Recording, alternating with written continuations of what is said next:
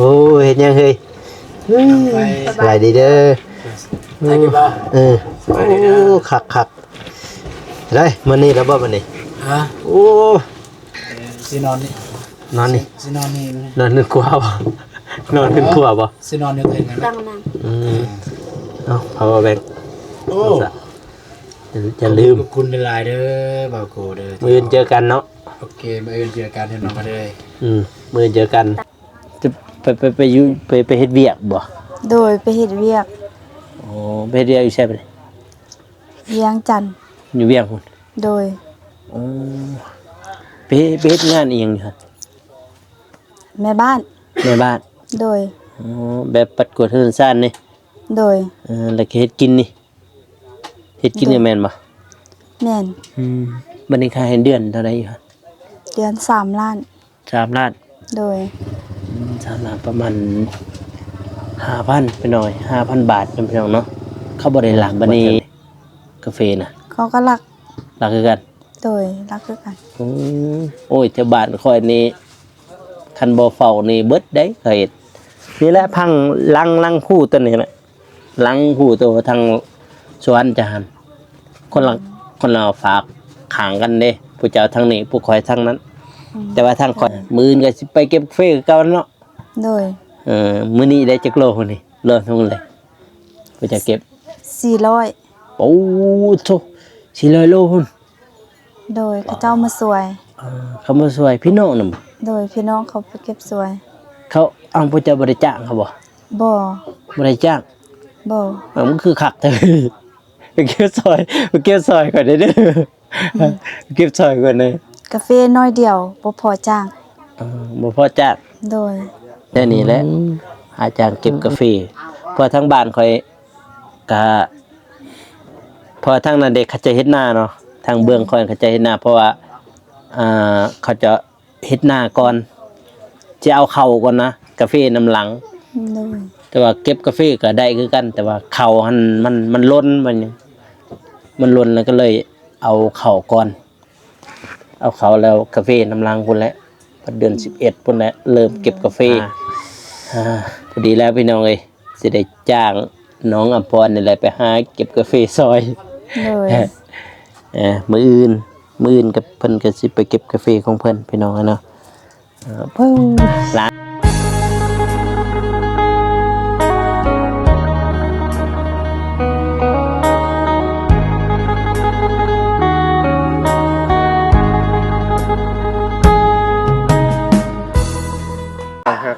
กำลังหักอยู่กำลังดีๆเนาะมาเดี๋ยวเลยมื้อนี้ก็เปิดภาพมากับค่ำในจักหน่อยนึงเด้อพี่น้องเด้ออยู่ที่บ้านน้องบ้องเนาะพี่น้องเนาะหรือว่าบ้านเบาตูนนั่นเองบ้านน้องบ้องพี่น้องเนาะก่อนอื่นก็กราบสบายดีเด้อพ่อแม่พี่น้องเนาะบ่ว่าสิอยู่ภายในหรือว่าต่างประเทศก็ยินดีต้อนรับเข้าสู่ช่องเบาโกชนบทสปปลาวพี่น้องโธ่คือคืนแห้งพี่น้องไอ้ทางนี่เขาเจ้ายังลินกีฬาอยู่เด้เป็น6 โมงแล้วนี่เขาเจ้ายังลินกีฬาอยู่นี่ตีนบ้านส่งมันพี่น้องเนาะมื้อนี้ทางเบาโกเองกับเบานุ่งพี่น้องสิไปหาหรือว่าไปบ้านหรือว่าไปเฮือนน้องอัมพรพี่น้องเนาะโตไปพี่น้องเข้าไปทักทายนำกันเลยพี่น้องนี่เขาเจ้ายังลินกีฬาอยู่เด้โตมีดอกไฟโซลาร์เซลล์ข้างในนี่ผลิตกีฬาเป็นยามแรงขักอันนี้เนาะยามแรงยังลินกีฬาอยู่เด้จังโมงเป็น6 โมง 7 โมงแล้วบ่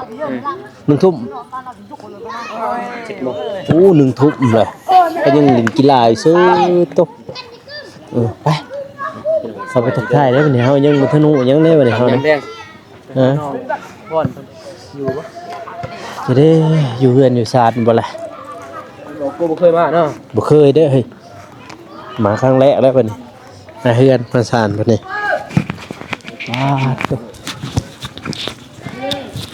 นี่มีบ่ล่ะพุ่นนี่ดอกนี่บ่เฮือนศาลนี่ว้าโธ่ศาลตั้ง2 เพื่อนสารบันศพบันชวนสบายดีเป็นยังไงนี่นำพ่อผู้บ่าว เออ ขาผู้บ่าวบ่ อันนั้นอยู่นี่พี่น้องเอ้ย โอ้ยหา มา จน ฮักกะ ตลาดก มาครั้งแรกนำพี่น้องเนาะ เดินไปส่งได้ แล้วอยู่เฮือนอยู่ศาลอยู่ว่าไร อยู่เด้อที่เขากินน้ำ เอ น้อ อง อำพรอยู่บ่อันเด็ก อยู่เฮือนอยู่ บ่โกอยากมาหา คือยังน้องเอ้ยเฮือนศาลน้องอภรพี่น้องไปเดี๋ยวเฮาคือขึ้นถามเพิ่นสบายดีป้าจุนี่บ่เฮือนศาลนี่พี่น้องเอ้ยมาครั้งแรกเลยบาดนี่ฮะติดไม้สบายดีผู้ใหญ่เพิ่นนี่อึ๊บป้าจุมาบาดนี่คือว่าครั้งแรกพี่น้องเอ้ยมาก็เห็นเพิ่นมีแต่ไปเก็บกาแฟซอยไปแบกกาแฟซอย สบายดี เลยบาดนี่แต่ก่อนไปใส่แต่ก่อนนั้นคือบ่เห็นอยู่บ้าน ก่อนเดือนใด หน้าวังเดือนกายเดือนหลังนี่ก็บ่เห็นจะไปอยู่ไปเฮ็ดเวียกบ่ โดยไปเฮ็ดเวียก อ๋อไปเฮ็ดเวียกอยู่ใช่ปะนี่ เวียงจันทน์ อยู่เวียกพุ่น โดย อ๋อไปเฮ็ดงานอีหยังอยู่หั่น แม่บ้าน ในบ้าน โดย อ๋อแบบปัดกวาดเฮือนซ่านนี่ โดย แล้วก็เฮ็ดกินนี่เฮ็ดกินนี่แม่นบ่ แม่น บัดนี้ค่าเฮ็ดเดือนเท่าใดอยู่หั่น เดือน3 ล้าน 3 ล้าน โดย 3 ล้านประมาณ 5,000ไปหน่อย 5,000 บาทเป็นพี่น้องเนาะบัดนี้กลับมาอยู่เลยบ่อยู่บ้านบัดนี้ โดยสิกลับมาอยู่มาเก็บกาแฟ มาเก็บกาแฟ โดย แล้วเก็บกาแฟบ่ได้ไปบ่ บุ บ่แล้วเก็บกาแฟพี่น้องเพราะว่าช่วงนี้เพิ่นยังมาเก็บกาแฟเนาะมาเก็บกาแฟซอยแม่พี่น้องทางบอกตัวเองก็เรื่องราวก็ยังบ่ทันได้ฮู้อีหยังดอกพี่น้องเนาะในครอบครัวของน้องมีจักคนนี่ 8 คน 8 คน โดย บัดนี้น้องเป็นผู้ที่เท่าใดบัดนี้ ผู้ที่3ผู้ที่3อ๋อ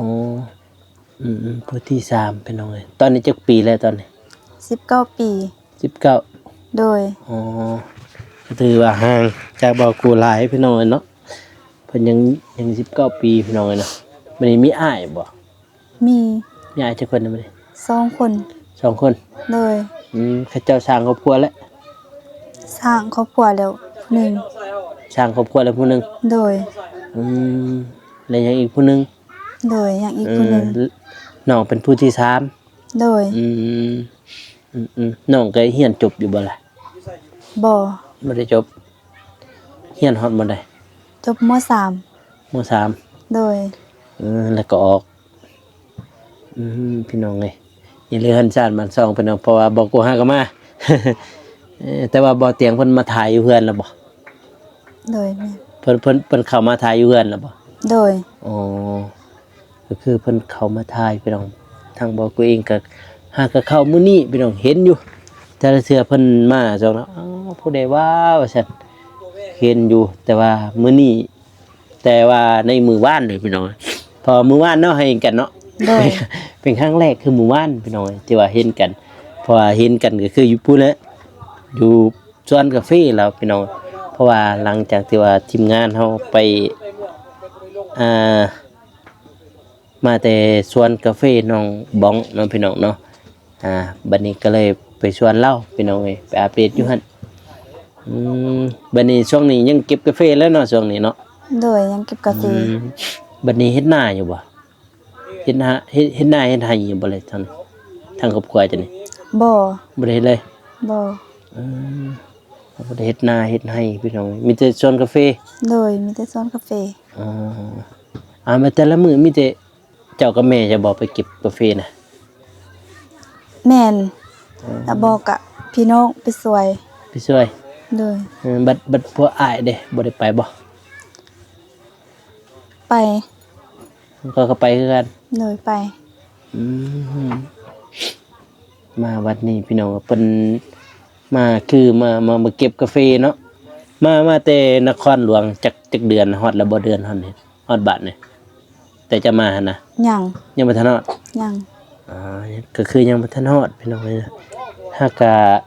ได้จักทิศได้แล้วบ่ทิศได้เนาะ 3ทิศ 3ทิศ โดย อ๋อ3ทิศก็เกือบสิฮอดเดือนแล้วเด้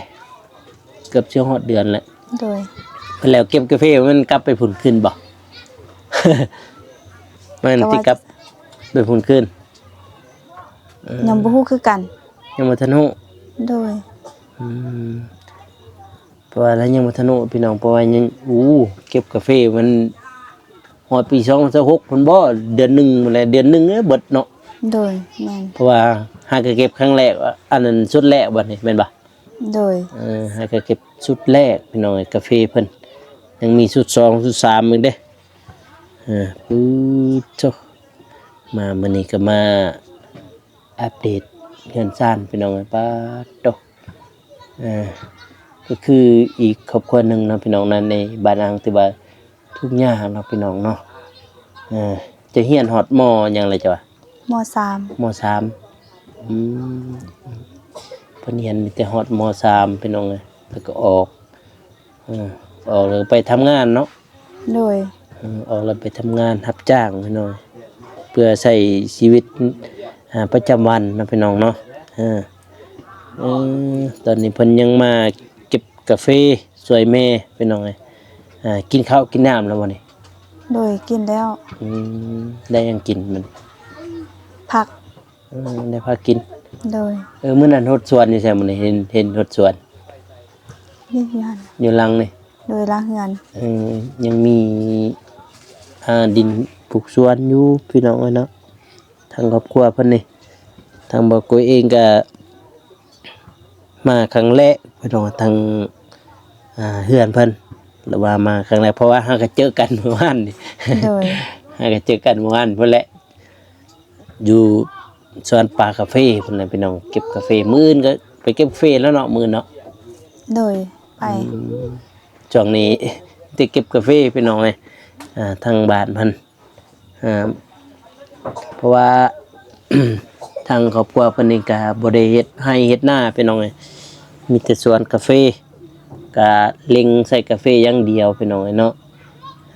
แต่ว่าเขาบ่ได้ลักบ่แถวนี้กาแฟน่ะ เขาก็รัก ลักคือกัน โดยรักคือกัน โอ้ยแถวบ้านค่อยนี่คันบ่เฝ้านี่เบิดได้เคยเฮ็ดนี่แหละพังลังผู้ตัวนี้แหละลังผู้ตัวทางสวนจะหันคนเราฝากขางกันเด้ผู้เจ้าทางนี้ผู้คอยทางนั้น แต่ว่าทางคอยหันเป็นส่วนอันนั้นส่วนบริษัทหลายกว่าทางนี้คือส่วนประชาชนแต่ว่าทางนั้นส่วนหลายเขาเจ้าเฮ็ดหน้าเด้เบื้องภาคเบื้องนะครับเขาเจ้าเฮ็ดหน้าแต่ว่าเบื้องนี้นี่เต็มแต่กาแฟเบื้องนี้นี่ทางฝากเบื้องเจ้านี่ก็ถือว่าดีอยู่อย่างหนึ่งพี่น้องเนาะทางหลังผู้เบื้องเพิ่นนี่แม่นว่าเฮ็ดกาแฟ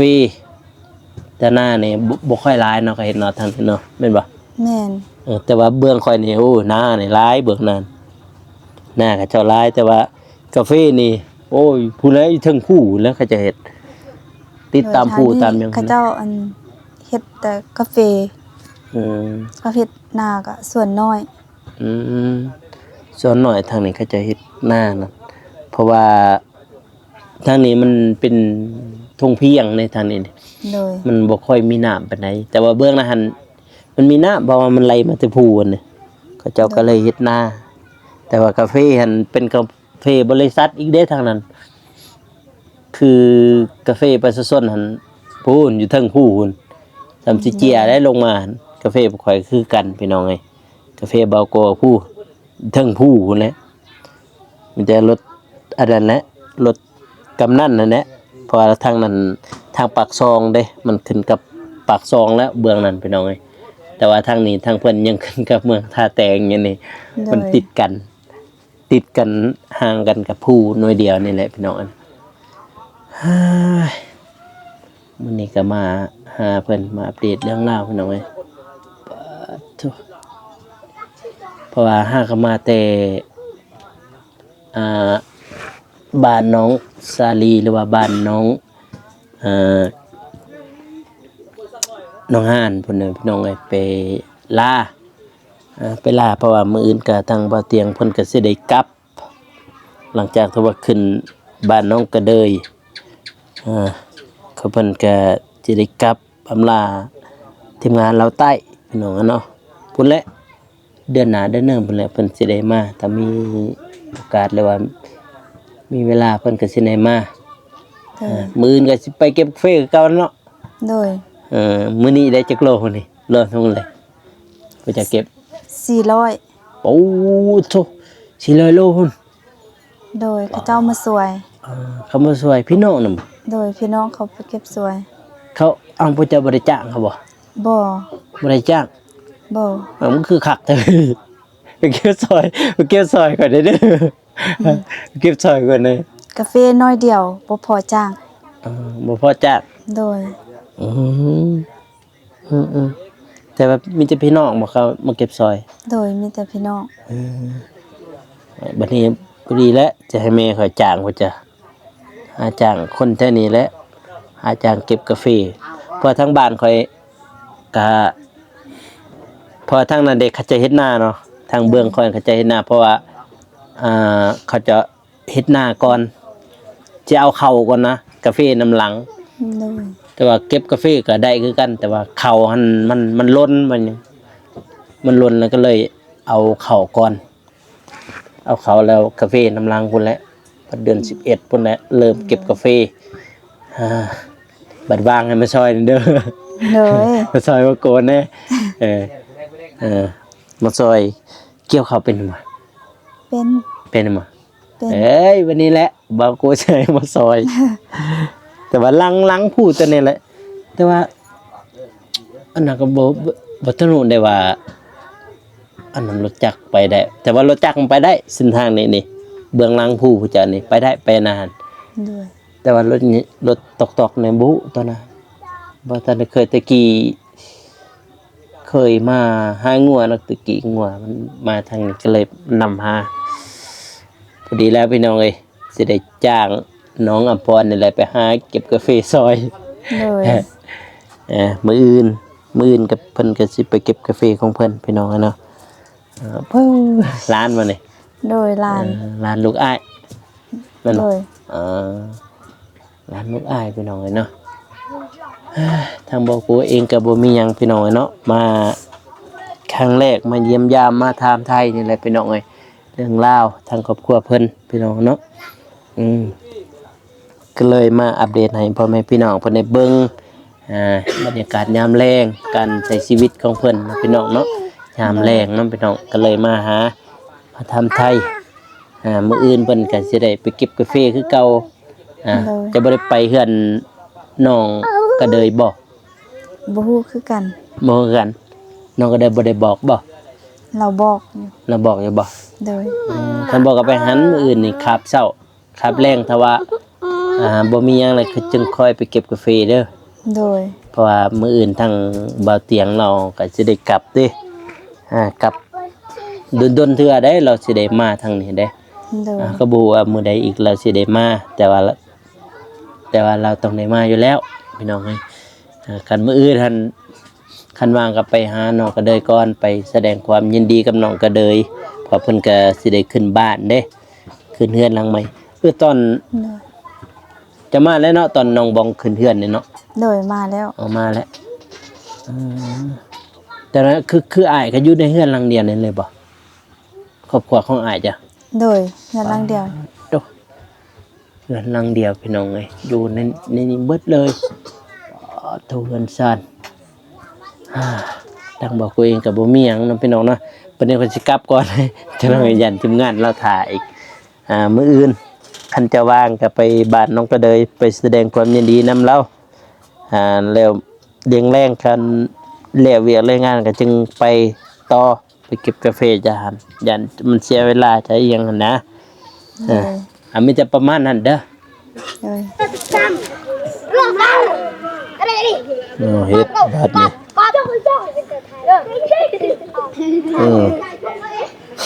เล็กหน่อยลายเนาะบาดนี่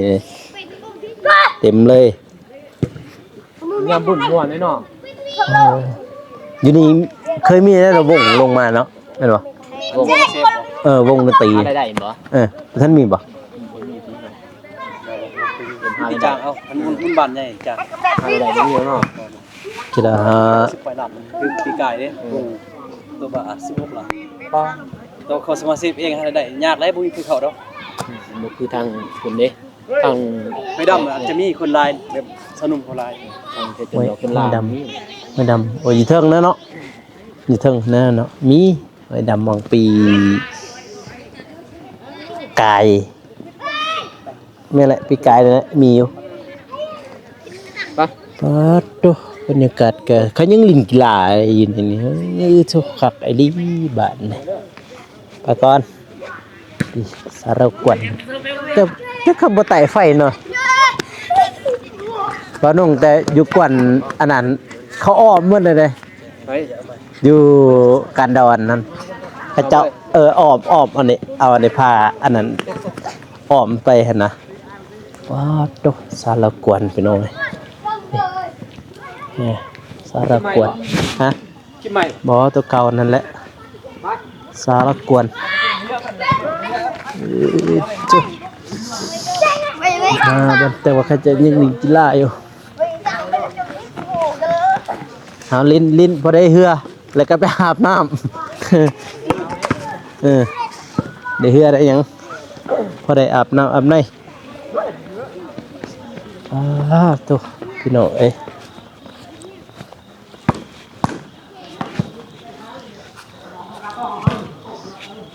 ได้หยังกินเนาะลูกเขยไหมนี่โอ้ยเนาะเปิดเลิบนี่ก็ได้โอ้ยเห็นยังเฮ้ยสบายดีเด้อ ได้กี่บ่ โอ้คักได้มันนี่แล้วบ่มันนี่ ฮะ โอ้ สินอนนี่ นอนนี่ สินอนนี่ นอนขึ้นครัวบ่นอนขึ้นครัวบ่ สินอนอยู่เถิงกันนะ เอาpower bank โอ้ อย่าลืม ขอบคุณหลายๆเด้อบาวโกเด้อ มื้อเจอกันเนาะ โอเคมื้ออื่นเจอกันให้น้องมาเด้อ มื้อเจอกัน เลย โอเคครับใจเพราะว่าเอารถให้เจ้ารถยังมีตายอยู่ติ มี พอดีขี่ไปห้องพัก มื้ออื่นขี่รถต่อตูนมาเด้อเป็นบ่นง เฮือนเบานุ่ง แม่น จะสิออกไปหันอีก บ่รถเฮือนบ่นงอะนะรถบ่ตูนอะนะ มื้อจะออกไปตลาดเนาะ แม่นมื้ออื่นสิออกตลาดแต่ ตลาดแล้วก็กลับมานี้ แม่นครับ ขอยก็เอารถจากมานี้ แม่น โอเคพอดี เจอกันเรือนน้องมาเลยเลย โดยโอเคพอดีประมาณนั้นแหละพี่น้องเอ้ย เลย สิกลับก่อนเด้อนี่ เลยกลับแล้ววะ เออ อยู่กันที่ นี่คาถาอยู่ ทีมงานวะ ถายันว่าบ่เป็นหยังยันหันปิดจนบ่ได้กินข้าว อันแน่บอกมากินเด้เขา บ่ กูกิน ทีมงานนะเอาเตียงนะยันหันแล้วปิดจนเขาจะไปกินข้าวอยู่ห้าน จะไปกินข้าวยาน เพราะว่าอันนั้นน้อยเราบ่ได้เฮ็ดกินก็เลยไปกินข้าวยันหันปิดนะ เลย ไม่ใช่สั้นเด้ บอกทีมงานบ่ได้ไปนำได้ เมื่อได้น้องบอก มื้อนี้ของกินบ่ได้สำคัญเท่ากับ ดีใจนำเฮ้ย เลย น้องบ้องแล้วก็เมื่อยแล้วเก็บกาแฟนี่ไปก่อนเด้อ โดย เอ้ยไปเด้อไปน้องเอ้ยเตรียมตัวลาเฮาเฮ้ยไปกลับบ้านกลับซองเฮาพี่น้องเอ้ยเราต่อยๆแล้วได้บัดนี่เด้เฮ้ยจำน้ำเพิ่นจักหน่อยนึง